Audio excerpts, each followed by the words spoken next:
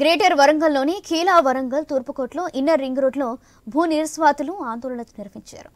తమ భూమిలో రోడ్డు చేయవద్దని గంగులు దయాకర్, పాలకుర్తి సత్యం భూ నిర్వాసితులు కమిటీ ఆధ్వర్యంలో రైతులు ఆందోళన చేసి పనిని అడ్డుకున్నారు.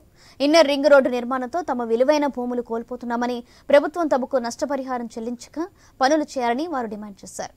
ఈ సందర్భంగా వారు మాట్లాడుతూ కొంతమంది రైతులకు డబ్బులు పడ్డాయని, సుమారు 170 నుండి రైతులకు డబ్బులు వస్తాయనే సమయానికి 2023 నవంబర్లో సార్వత్రిక ఎన్నికల నోటిఫికేషన్ రావడంతో డబ్బులు ఆగిపోయాయని తెలిపారు.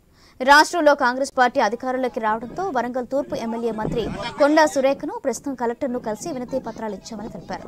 అయితే నెల రోజులుగా తమ భూముల నుంచి 200 ఫీట్ల ఇన్నర్ రింగ్ రోడ్డు పనులు సాగుతున్నాయని కన్నీటి పరిమితమవుతున్నారు.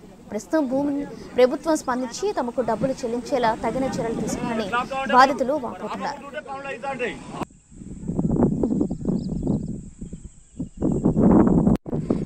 16 గుంటల భూమి కోల్పోయినా 16 గుంటల భూమికి సంబంధించినటువంటి మొదటి నుంచి కూడా మేము సంఘంగా ఏర్పడక ముందు 280 మంది మొత్తం భూబాధితులు. దాంతో గవర్నమెంట్ ఏమి పరిష్కారం చేసుకుంటే సంఘంగా ఏర్పడిన తర్వాత అనేక ఆందోళనలు, అనేక విజ్ఞప్తులు చేసిన తర్వాత నన్నపల్లి నరేందర్ గారు ఆయన ఎమ్మెల్యేగా ఉన్నప్పుడు కొంత తర్వాత దయాకర్ రావు గారు వీళ్ళు ఉన్నప్పుడు కొంత చలనం జరిగింది. కొంతమందికి ఏది నష్టపరిహారం వచ్చింది.